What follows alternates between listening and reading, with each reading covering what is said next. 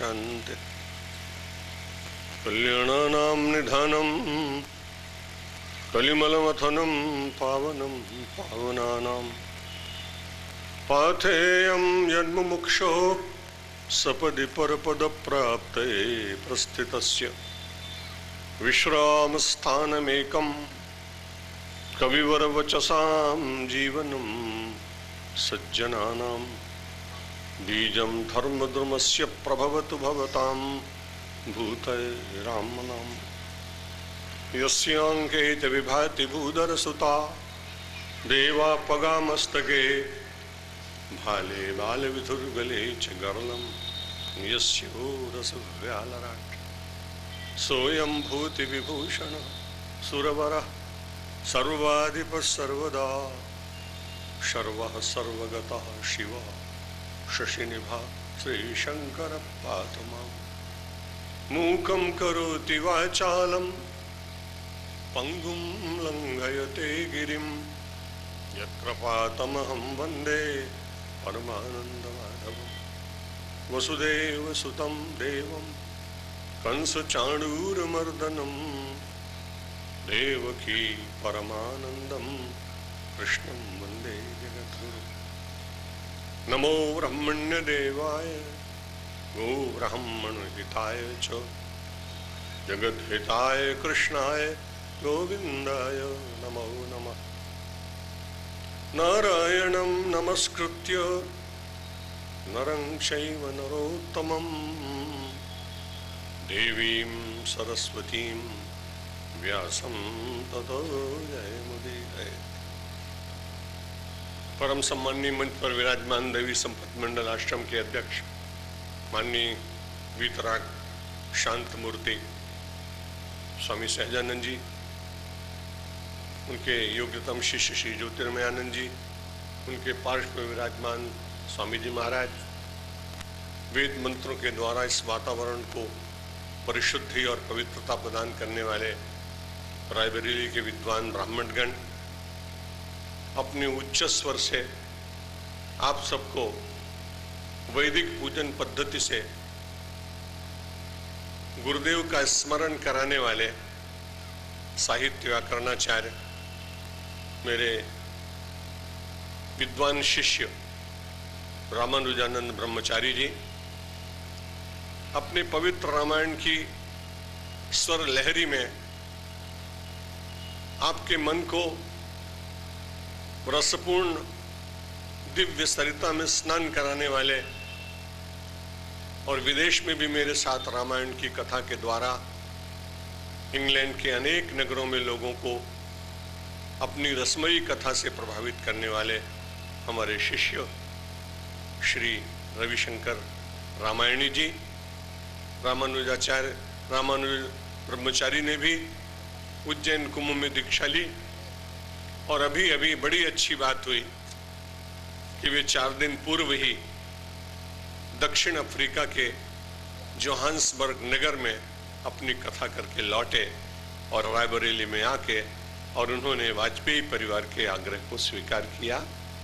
नगर के समस्त संभ्रांत जन, वाजपेयी परिवार के प्रत्येक सदस्य, बहनें, बालकों, नगर के बड़े विद्वान, साक्षर, सुधी श्रोता बंधुओं, अन्य नगरों से आए हुए बंधुओं और मातृशक्ति, यहाँ जब पूजन हो रहा था तब एक मेरा अवमूल्यन हो रहा था। आप सोचेंगे कैसी बात मैं कह रहा हूं, क्योंकि बाकी समय में तो मैं अपने को एक विनम्र सन्यासी मानता हूं,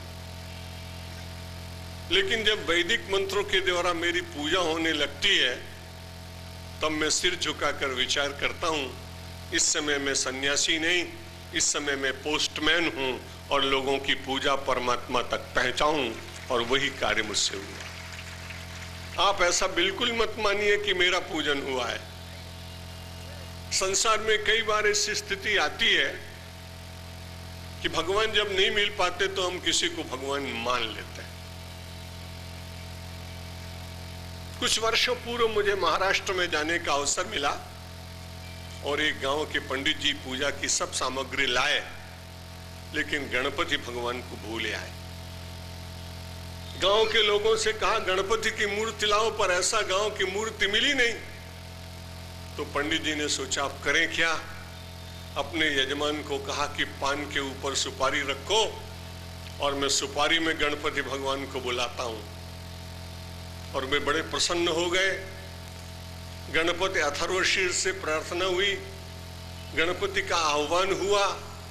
मुझे भी ऐसा ही लग रहा था कि पान के ऊपर जैसे वहां गणपति को बिठाया, वैसे मंच के ऊपर सत्यमित्रानंद को बिठाकर वो लोग आह्वान कर रहे हैं। मुझ में है नहीं, वो शक्ति है नहीं, और बड़ा मैं सुरक्षित आज अपने को अनुभव कर रहा हूं।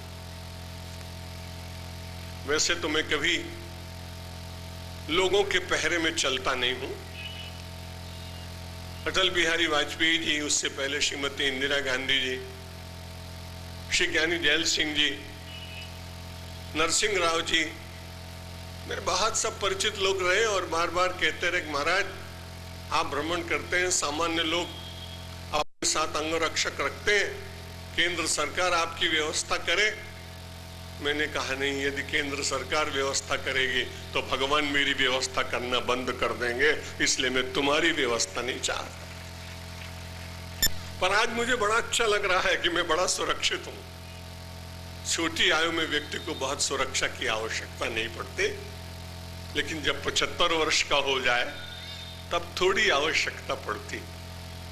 आज मैं ऐसा अनुभव कर रहा हूं कि मेरे दाहिनी ओर मेरे आराध्य भगवान श्री राम मेरी सुरक्षा के लिए स्वयं समुपस्थित। मेरी बाईं ओर संत महात्मा और विद्वान ब्राह्मणगण मुझसे कह रहे हैं कि आपकी सुरक्षा के लिए हम उपस्थित हैं।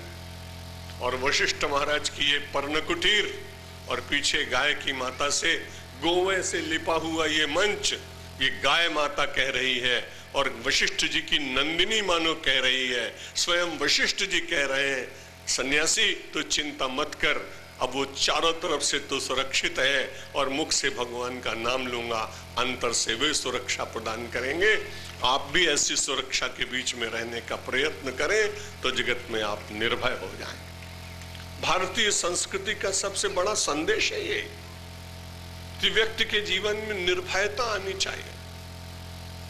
और आप विचार करिए, भयभीत वही व्यक्ति होता है जिसके जीवन में पाप होता है।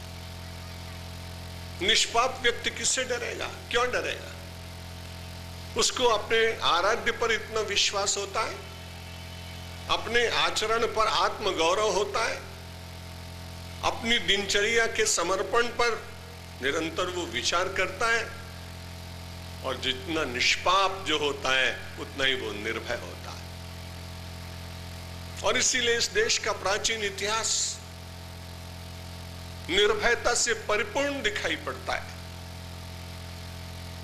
जहां बड़े से बड़े रावण से लोहा लेने के लिए, पराजित करने के लिए, परमात्मा श्री राम की सेवा करने के लिए देवता वानर के रूप में आते हैं, क्योंकि इसलिए आते हैं कि परमात्मा श्री राम संपूर्ण रूप से निष्पाप हैं। ऐसे अवतार कि उनकी सेवा करने से देवता भी धन्यता का अनुभव करते हैं। ऐसी निष्पाप पावन भारत की धरती पर मेरा और आपका जन्म हुआ। आज परिस्थितियां प्रतिकूल होंगी, लेकिन परिस्थितियां प्रतिकूल होने पर आदर्श नहीं बदले जाते हैं। आदर्शों का चिंतन बार बार करके व्यक्ति को ऊर्ध्वारोहण करना पड़ता है। पतन तो संसार में बड़ी शीघ्रता से होता है, लेकिन ऊर्ध्वारोहण करने के लिए तो कई बार पूरे जीवन लग जाते हैं। कई बार तो एक एक सोपान को प्राप्त करने के लिए एक एक जन्म अपूर्ण सा दिखाई पड़ता है, लेकिन अंतिम शिखर इस देश के प्रत्येक नागरिक का परमात्मा की कृपा की प्राप्ति रहा है।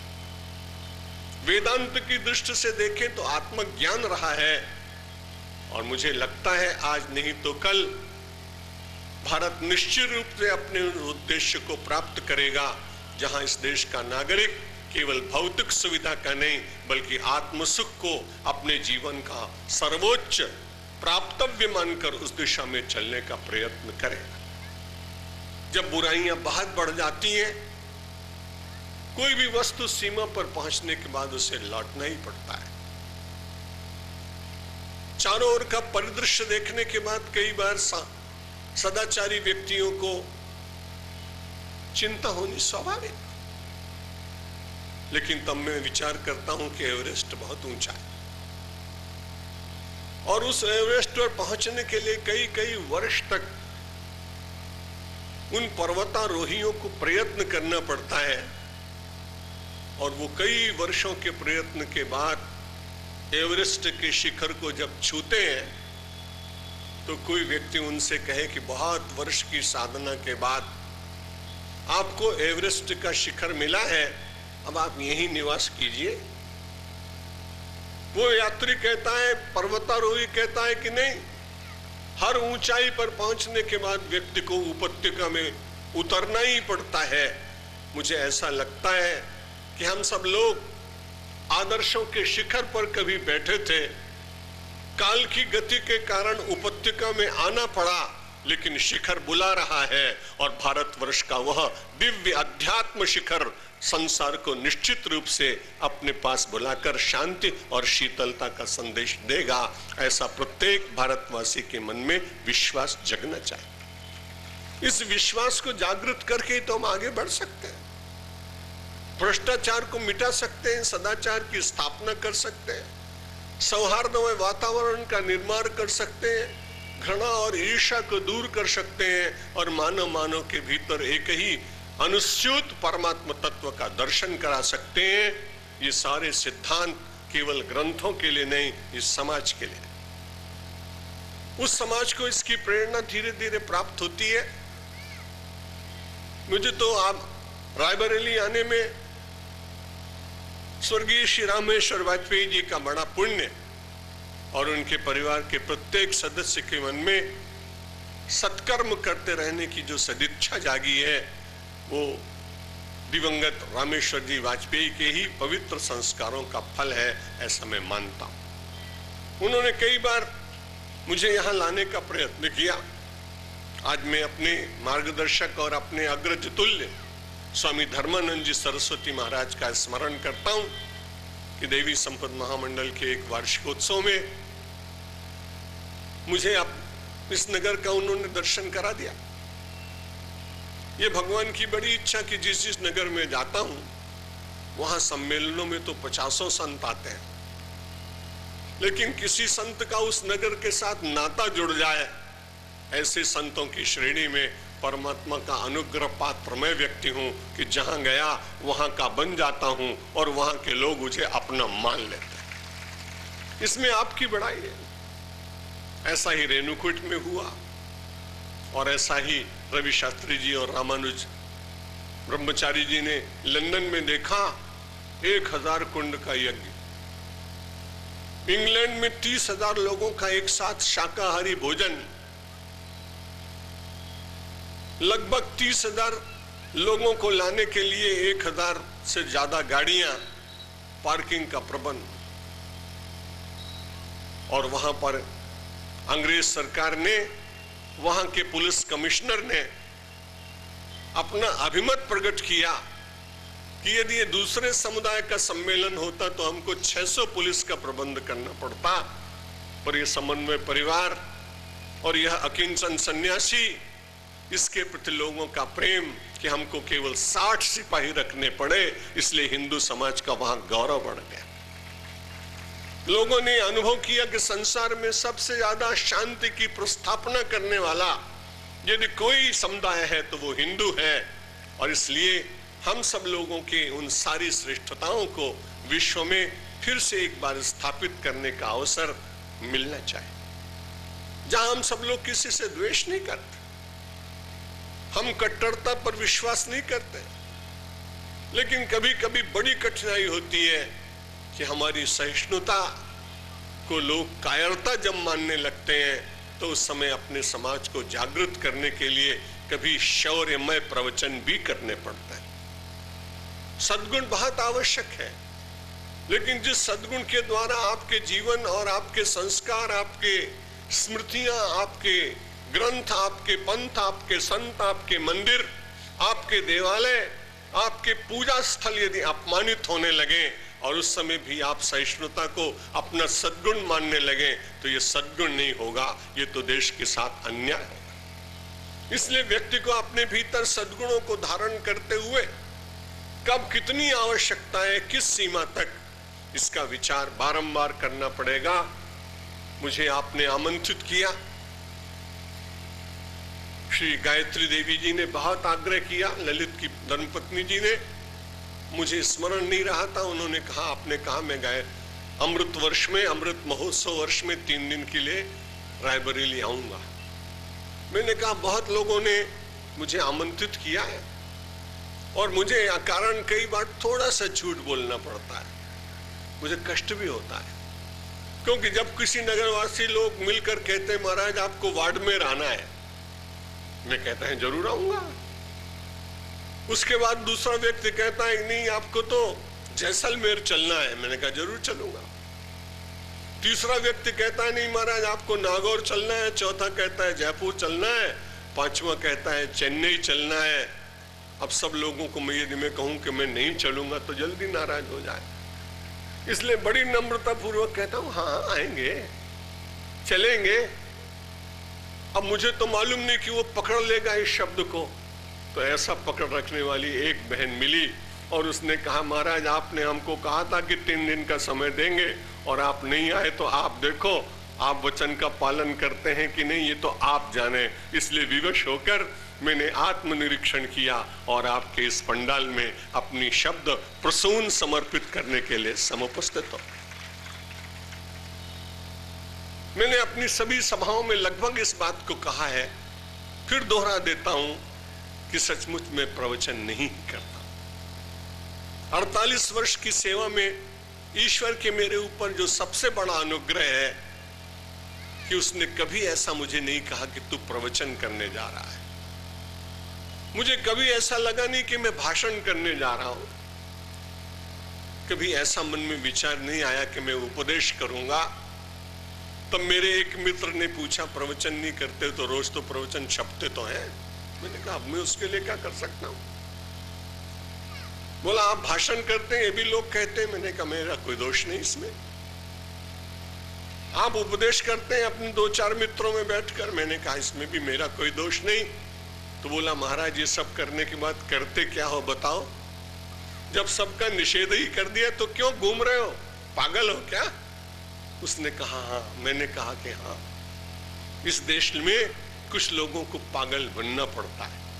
अपने उद्देश्य की प्राप्ति करने के लिए जब व्यक्ति उस उद्देश्य के साथ तादात्म्य स्थापित कर लेता है तो उसको दुनिया नहीं दिखती, उसको केवल दीनानाथ दिखाई पड़ते हैं, परमात्मा दिखाई पड़ता है।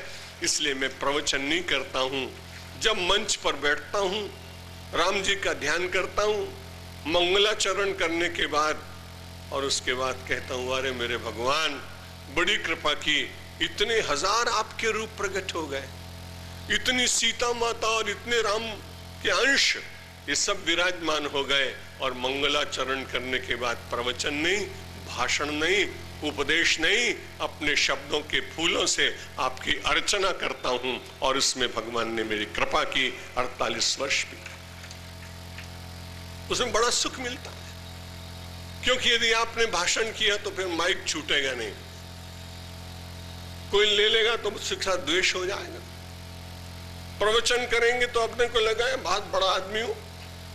और बड़े दुख की बात कि प्रवचन करने वाला आत्म प्रवंचन करने लगे तब तो कितनी कठिनाई होगी। उपदेश करने वाला केवल अपने थोड़े से लोगों को ही अपना माने और बाकी के संसार में सर्वम खलविदम ब्रह्म कहने के बाद भी थोड़े से लोगों को ही अपना माने, तो ये कितनी उसकी पराजय है। समन्वय परिवार इसीलिए है कि जितने सब लोग हैं सबका समन्वय, और वो सत्यमित्रानंद के द्वारा स्थापित परिवार नहीं, वो परमेश्वर की पूजा करने वाला जो समुदाय, उन सब लोगों को एकत्र करके सतपथ पर चलाने की किंचित प्रेरणा कराने वाला एक आंदोलन, उसका नाम समन्वय परिवार, जिसमें किसी दूसरे गुरु को, किसी दूसरे महात्मा के शिष्य को आने का निषेध नहीं होता है। आप अपने गुरु को मानिए, अपने मार्गदर्शक को मानिए, लेकिन यहां आने के बाद आपको भी सुख और शांति की अनुभूति होती हो, तो ये भी एक मार्ग है, ये भी एक आयाम है, ये भी एक स्थल है जहां मानव अंतर निरीक्षण कर सकता है। बहुत ही अच्छी तरह से ललित कथा में श्री रविशंकर रामायणी जी ने प्रयागराज का वर्णन किया। बड़ा सुख मिल रहा था, बड़ा आनंद मिल रहा था। जहां जहां सत्संग होता है वहीं तो आनंद है। इसलिए देवर्षि नारद ने कहा सत्संग करो, तो ये बड़ी अच्छी बात, लेकिन एक बहुत बड़ा संदेश दिया, दुस्संगः सर्वथैव त्याज्य। नारद भक्ति सूत्र का एक सूत्र है, वहां सर्वथैव शब्द का है। सत्संग कर सको तो बड़ी अच्छी बात, ना कर सको तो देवर्षि नारद ने कहा एक बात का ध्यान रखना, दुस्संगः सर्वथैव त्याज्य। भली प्रकार से दुस्संग का परित्याग करना, और जब दुस्संग का परित्याग करेंगे तो अपने आप सत्संग करने की इच्छा होगी। मनुष्य अकेला नहीं रह सकता है, वो सामाजिक प्राणी। इसलिए जब दुस्संग से आपकी अरुचि हुई और उसके द्वारा आपने देखा कि इसमें तो मन बड़ा अशांत होता है, अकारण निंदा स्तुति का बारंबार चिंतन करने से मन चंचल होता है, और मेरे बंधु जहां जहां चंचलता है वहीं वहीं अशांति। अनुभव करके देखिएगा। और जहां जहां चंचलता का निषेध है वहां धीरे धीरे अनजाने व्यक्ति ध्यान की अवस्था में पहुंच जाता है। संसार के भी कुछ ऐसी स्थितियां होती हैं जिनमें मानव चंचल रहे, चांचल्य को परित्याग कर संसार के सुखोपभोग में कुछ क्षणों की जो तल्लीनता का अनुभव करता है, वो चंचलता के विनाश होने पर ही होता है। इसलिए भगवान श्री कृष्ण ने मन की चंचलता के परित्याग करने की बात श्रीमद् भगवत गीता में बारंबार कही। अनेक बार इन महापुरुषों के श्रीमुख से, अपने गुरुओं के श्रीमुख से, टीवी चैनल्स के द्वारा, अनेक उपदेष्टा सत्पुरुषों के द्वारा आपने बहुत बार सुना होगा, मन के हारे हार है और मन के जीते जीत, परब्रह्म को पाइए मन ही की परति। परमात्मा को पाने का तो मार्ग एक ही है ना, वो प्रतीति होनी चाहिए, विश्वास होना चाहिए, निष्ठा होनी चाहिए, उस निष्ठा के लिए बलिदान देने की इच्छा होनी चाहिए, सुखों का परित्याग करने का उद्दाम भाव होना चाहिए। आप निश्चित रूप से परमात्मा के अंश होने के कारण यहां प्रसन्नता प्राप्त करने के लिए ही आए। आपका वास्तविक स्वरूप तो आनंद का ही स्वरूप, लेकिन जब आप विषादग्रस्त होते हैं, निराशा आपको घेर लेती है, जीवन आपको बड़ा ही भार लगने लगता है, तब बड़ी कठिनाई होती है, भगवान को बड़ा मन में क्षोभ होता है। मैंने इसको आनंद के लिए संसार में भेजा और ये प्रतिदिन प्रतिक्षण केवल कंप्लेंट्स में जीता है, उपालंभों में जीता है, शिकायतों में जीता है। तब परमात्मा सोचते हैं कि अरे इसको कितना अवसर दिया, ये अपने को संभाल सकता था। गोस्वामी तुलसीदास जी तो उसकी भर्त्सना किए बिना रह नहीं सके। सो परत पर दुख पावे, सिर धुनि धुनि पछताए, कि काल ही कर्म ही ईश्वर ही मिथ्या दोष लगाए। अब उसको जीवन के क्षणों को किसी तरह से व्यतीत तो करना है ना, तब कुछ न कुछ ढूंढता है, बहाना ढूंढता है। व्यक्ति की बड़ी दुर्बलता है, तब वो विचार करने लगता है भगवान ने तो बड़ी कृपा की, नृदेह माध्यम सुलभम सुदुर्लभम